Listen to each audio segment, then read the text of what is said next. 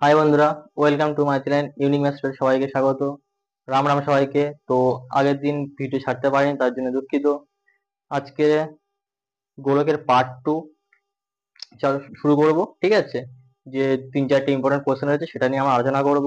আগের ভিডিও যেগুলো যদি ভালো লাগে একটু শেয়ার করবেন, আর এটা যদি ভালো লাগে তাহলে পাশে থাকবেন, শেয়ার করবেন, ঠিক আছে। তো নিজে দাদার মতন হোক, স্যারের মতন হোক, যেহেতু নতুন চ্যানেল, প্রত্যেকে সাপোর্ট করো, সবাইকে রিকোয়েস্ট করছি সেই হিসাবে, ঠিক আছে। তো আজকে নেক্সট ক্লাস গোলকের পার্ট 2 শুরু করছি। ওকে, জাস্ট দেখো, ট্রিক্সের সাথে মজা হবে, ভালোভাবে শেখাবো। কোনো প্রবলেম হলে কমেন্ট করে প্রত্যেকে। ওকে, লেটস স্টার্ট। হাই বন্ধুরা, তো এখানে ফার্স্ট কোশ্চেন, 28 সেমি দৈর্ঘ্যের ব্যাস বিশিষ্ট একটি নিরেট গোলক জলে সম্পূর্ণভাবে নিমজ্জিত করলে যে পরিমাণ জল অপসারিত করবে তা নির্ণয় করো। বলেছে কি 28 সেমি দৈর্ঘ্যের ব্যাস বিশিষ্ট নিরেট গোলক রয়েছে, সেটাকে কি জলে ডোবাচ্ছে। যখন কোনো কিছু গোলক জলে ডোবানো হবে সেক্ষেত্রে জানবে যে যার আয়তন যতটা ততটাই, ঠিক আছে। আয়তন যত হবে ততটা জল পড়ে যাবে, ঠিক আছে। তাই এখানে কি হচ্ছে, 28 সেমি দৈর্ঘ্যের ব্যাস বিশিষ্ট নিরেট গোলককে সম্পূর্ণভাবে নির্মিত করলে যে পরিমাণ জল অপসারিত হবে, তো যেটা আয়তন সেটাই হবে। ওকে, সো তাহলে আমরা এখানে গোলকের আয়তন বলেছে, তাহলে গোলকের আয়তনের সূত্র কি? গোলকের আয়তনের সূত্র 4/3 পাই আর কিউ, ঠিক আছে। তাহলে এখানটা ব্যাসার্ধ কি হবে, যেহেতু 28 সেমি তো ব্যাস বলা ছিল, তাহলে ব্যাসার্ধ কি হবে? ব্যাসের অর্ধেক হয় ব্যাসার্ধ, এটা আমরা প্রত্যেকে জানি যে ব্যাসের অর্ধেক ব্যাসার্ধ হয়। তাহলে 28 সেমিটাকে 2 দিয়ে ভাগ করে দাও, এটা 14 সেমি, এটা হয়ে গেল আমার ব্যাসার্ধ। এবার কি বললাম, যতটা আয়তন হয় ততটা জল উপচে পড়ে, ঠিক আছে, যতটা আয়তন হবে। সো এখানে আয়তন কত হবে? আয়তন হবে 4/3 পাই আর কিউ, মানে পাই মানে 22-এর 7 হয়, আর কিউ মানে 14-এর কিউ। ওকে, আর আয়তন কি হয়, ঘন সেন্টিমিটার হবে, তো ঘন সেমি হয়ে যাবে। 7 দিয়ে কালে 7 একে 7, 7 দুগুণে 14 হয়ে গেল, ঠিক আছে। এবার অ্যান্সার করলে কি হবে, 14 196 গুণ করে নাও। সো এখানে তাহলে গুণ কত হবে, গুণ করলে হবে 3 4 4 9 6 ভাজিত কত হবে আমার 3 হবে, ঠিক আছে। 3 4 9 6 আর ভাজিত 3 হবে, ঠিক আছে। এটা করলে কি হবে, 114 98 পূর্ণ 2/3। সো এখানে গুণ করে কত হবে, 34 496 হবে, ঠিক আছে। এটাকে 3 দিয়ে ভাগ করে কত হবে, 114 98 2/3, ঠিক আছে। এত ঘন সেমি। ওকে, তাহলে এত ঘন সেমি হচ্ছে গিয়ে আয়তন, আর যত আয়তন হয় ততটা জল উপচে পড়বে, ঠিক আছে। আশা করি প্রত্যেকে বুঝতে পেরেছে। দেখো, আমি ফার্স্ট আবার বলে দিচ্ছি, এখানে ব্যাসার্ধ ব্যাস বলা ছিল 28, ঠিক আছে। ভাগ করলে কত হবে, 2 দিয়ে ভাগ করলে 14 সেমি, ঠিক আছে। কতটা জল উপচে পড়বে, উত্তর কি হবে, যতটুকু আয়তন মানে যে কোনো জিনিস যেটা ডোবানো হয় তার আয়তনটাই জল উপচে পড়ে যায়। তাহলে আয়তন বের করে নিলাম, আয়তন বের করলে কত হলো, আমার আয়তন বের করলে হলো যে 3496, ঠিক আছে। আর 34,496 3 দিয়ে ভাগ করলে কত হবে, এটা অ্যান্সার হবে, ঠিক আছে। তাহলে অ্যান্সার কি লিখবো আমরা, জল উপচে পড়বে কত, এটা আমি উত্তরটা লিখলাম না, প্রত্যেকে লিখে নেবে। ওকে বন্ধুরা, তার next question, 3 semi 4 semi 5 semi দৈর্ঘ্যের ব্যাসার্ধে 3টে নিরেট তামার গোলক গলিয়ে একটা নিরেট বড় গোলক তৈরি করা হলো। এটা প্রত্যেকেই পারবে এবং সব, এর ইম্পর্টেন্ট এই কারণে বলছি কারণ 3 সেমি 4 সেমি 5 সেমি তিনটেকে গলিয়ে একটা করছে, মানে তিনজনের আয়তন গলালে একটা আয়তন হবে, ঠিক আছে। তো একদম পাতি অঙ্ক, জাস্ট ক্যালকুলেশন একটু লেন্দি, তো একটু সহজ করে দেখাচ্ছি, ঠিক আছে। তো 3 সেমি 4 সেমি 5 সেমি ব্যাসার্ধ বলে দেওয়া আছে, তো সব থেকে সহজ উপায় হলো কি, বড় গোলকের ব্যাসার্ধ, বড় গোলকটির ব্যাসার্ধ বলা ভুল, সরি, আয়তন, একবারে আয়তন বের করবো, ব্যাসার্ধ দরকার নেই, একবারে আয়তন বের করবো। বড় গোলকটির আয়তন, যেহেতু তিনটে ছোট ছোট গোলকটাকে গলিয়ে একটা বড় গোলক করা হচ্ছে, তাহলে তিনজনের আয়তনটা কি করতে হবে, যেমন তিনটে বড় মানুষ গেলে একটা মোটা মানুষ, সেই ঠিক সেম ভাবে বড় গোলক তিনটে তিনটে গলিয়ে, ঠিক আছে, মানে ছোট তিনটে গলিয়ে একটা করা হচ্ছে। তাহলে বড় গোলকটির আয়তন কত হবে, আমার বড় গোলকটির আয়তন হবে 4/3। প্রত্যেকের ক্ষেত্রে তো আয়তনের সূত্রে কি হয়, 4/3 আসে, তো সেক্ষেত্রে 4/3 আর পাইটা প্রত্যেকের ক্ষেত্রে আসবে। তাহলে আমরা ওটা কিছু করবো, ওটাকে আমি কমন নিয়ে রেখে দিচ্ছি, একেবারে আমরা কি করব, ওই 3 মানে 3 4 5 সেমি ছিল তো, ওটাকে কিউব করে লিখে দাও, 3 সেমি 4 সেমি আর 5 সেমি, কারণ সূত্রে আমার কি হয়, 4/3 পাই আর কিউব হয়। তা 4/3 পাই প্রত্যেকের ক্ষেত্রে থাকে, আর কিউবটাকে আমি খালি ব্র্যাকেটের মধ্যে আলাদা করে লিখলাম, ঠিক আছে। আর আয়তন লিখলে কি হয়, ঘন হয়, তাহলে ঘন সেমি। ওকে, 4/3 লিখে দিলাম, পাই লিখে দিলাম। এবার দেখো, 3 এর কিউব কত হয়, 27, 4-এর কিউব 64, 5-এর কিউব 125, এত ঘন সেমি হয়ে গেল। এবার 4/3 ক্যালকুলেশন করলে পায়ের মান কত হয় 22/7। ঠিক আছে, এবার 5 4 7 4 11 5 16 6 হাতে থাকে 1 2 6 8 10 একে 11 1 আর 1 2 216 হয়ে গেল। এবার কারি করে দাও, 3 দিয়ে কাটলে 3 7 21 3 2 6। ঠিক আছে, আর 7 দিয়ে 3 7 21 3 2 6 হয়ে গেল। এবার 7 দিয়ে কাটি যাবে, 7 দিয়ে কাটি যাবে না, তো সেক্ষেত্রে আমরা কি করবো, গুণ করে দেবো। 4 2 88 88 ইন্টু 72, 8 2 16 6 8 2 16 6 8 2 16 1 17 27 56 6 হাতে 5 আর 56 5 61, 6 6 7 13 3 6, কত হলো 6 3 3 6 22 7। ঠিক আছে, এত ঘন সেমি, এত ঘন সেমি হয়ে গেল। এর ভাগ করলে 7 লং 63, শূন্য নাও, 7 5 35 35 5 পূর্ণ 1 3, এত ঘন সেমি। ওকে, এত আয়তন হয়ে যাবে। ওকে, ক্লিয়ার, প্রত্যেকে বুঝতে হচ্ছে, বেশি বড় অঙ্ক না, লেন্দি না। ওকে, বা একটু একবার দেখে নাও, তাহলে ব্যাক করে দেখে নাও আরেকবার, ক্লিয়ার হয়ে যাবে। তো গাইস, নেক্সট অঙ্ক, 14 সেমি দৈর্ঘ্যের ব্যাসার্ধ বিশিষ্ট একটি ভূগোলকের অক্ষটির বক্রতলে 0.7 সেমি মানে 0.7 সেমি দৈর্ঘ্যের ব্যাসার্ধ বিশিষ্ট দুটো বৃত্তাকার ছিদ্র রয়েছে। ভূগোলকটির গোলাকার অংশের ধাতব পাতের ক্ষেত্রফল। তো এখানে বলেছে ক্ষেত্রফল বলেছে, যেহেতু ক্ষেত্রফল বলেছে তাহলে সেক্ষেত্রে আমার নিশ্চয়ই আয়তন লাগবে না। আয়তনের ক্ষেত্রে কি হয়, ঘন সেমি হয়। ঠিক আছে, ক্ষেত্রফল বলে আয়তনের ক্ষেত্রে বলছে কত ঘন সেমি, এটা বলে দিয়েছো। কিন্তু ক্ষেত্রফল মানে কি, একমাত্র গোলকের একটাই ক্ষেত্রফল হয়। ঠিক আছে, সে বক্রতলের সমতল সব তো একটাই ক্ষেত্রফল না, 4πr² হবে। তো সেক্ষেত্রে আমরা বক্রতলের ক্ষেত্রফলের সূত্রটা অ্যাপ্লাই করব।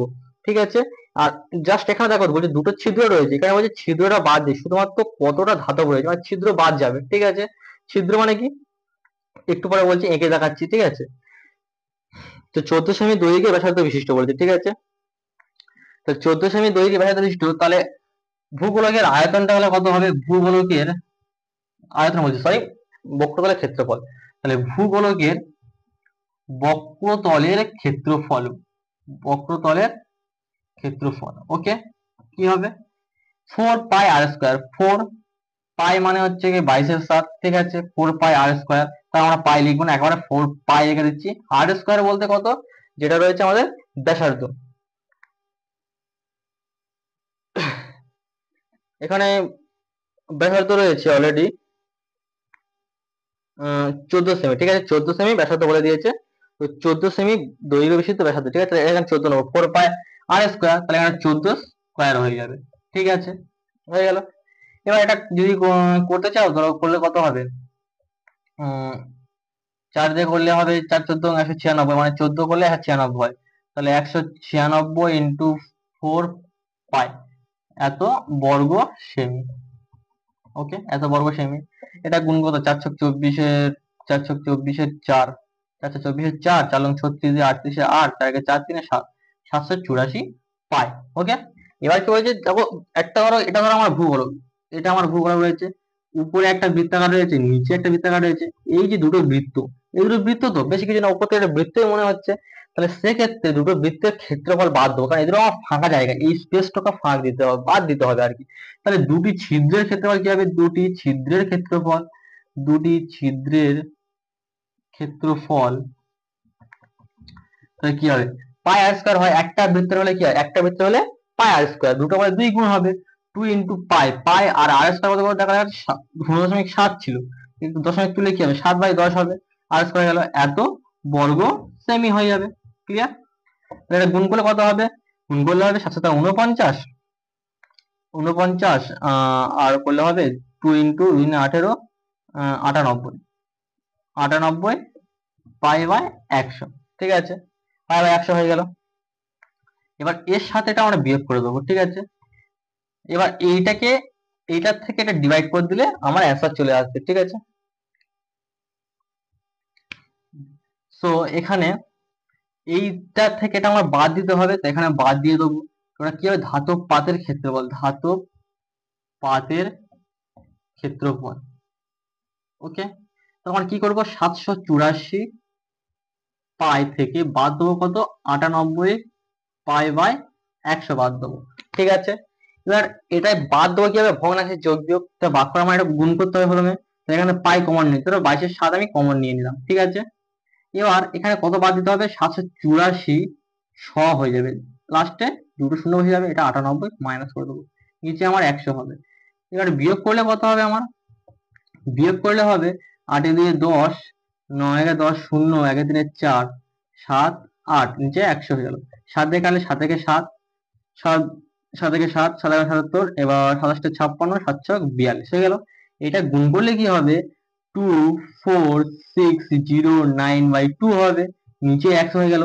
এটা ভাগ করলে কি হবে, 100 কটা শূন্য, ভাগ করা সব থেকে সহজ, 100 দুটো শূন্য, তাহলে এই সংখ্যাটার দু ঘর আগে দশমিক দিয়ে দাও, 2460.92 হয়ে গেল, এত বর্গ সেমি। তো অ্যান্সার কোনটা হবে, 2460.92 এত বর্গ সেমি ধাতব রয়েছে। ক্লিয়ার? যদি না বুঝতে পারো আর একবার ব্যাক করে দেখে না, পুরো ফুল ক্লিয়ার হবে, এর থেকে সহজ হবে না, ক্যালকুলেশন সব দিক থেকে হবে, এটা একটু হয়তো বেশি হয়েছে কিন্তু শর্ট হবে। ওকে, নেক্সট কোশ্চেন কি হচ্ছে, একটা নিরেট অর্ধগোলকের ব্যাসার্ধের দৈর্ঘ্য 2r একক হলে সমগ্র তলের ক্ষেত্রফল কত বলেছে। নিরেট অর্ধগোলক তার ব্যাসার্ধের দৈর্ঘ্য কি বলেছে, 2r একক, ঠিক আছে। এবার একটা জিনিস সমগ্র তলের ক্ষেত্রফল হয় অ্যাকচুয়ালি, একটা হচ্ছে কি নিরেট অর্ধগোলক, ঠিক আছে,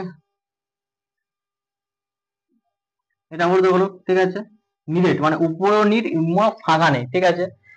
এটা হয় আমার কি হয়, যখনই আমার সমগ্র তলের ক্ষেত্রফল বলতে কি 4πr² হয়, তাই সেটা কি হয় যখন পুরো গোলক থাকে, ঠিক আছে, যখন পুরো গোলক হয় আমার কি হয় 4πr² হয়। এটা হাফ করেছে, তাহলে হাফ করলে এটা কত হবে, 2πr² হবে। এটা তো উপরটা 2πr² হলো, আর নিচেটা কি, এটা তো সার্কেল, একটা বৃত্ত, তো তাহলে বৃত্তের ক্ষেত্রফল সূত্রে কি হয়, πr² হয়, তাহলে এইটুকু আর কি হবে, πr², তাহলে উপরের ভাগ 2πr², নিচের ভাগ πr²। তাহলে সমগ্র তলের ক্ষেত্রফল কি হবে, যখন নিরেট অর্ধগোলক বলবে, যখন নিরেট অর্ধগোলক বলবে তখন কি হবে, 2πr² প্লাস πr², তখন কি হবে 3πr²। তাহলে অর্ধ সূত্র কি হলো, তাহলে অর্ধগোলকের সূত্র হচ্ছে, অর্ধগোলকের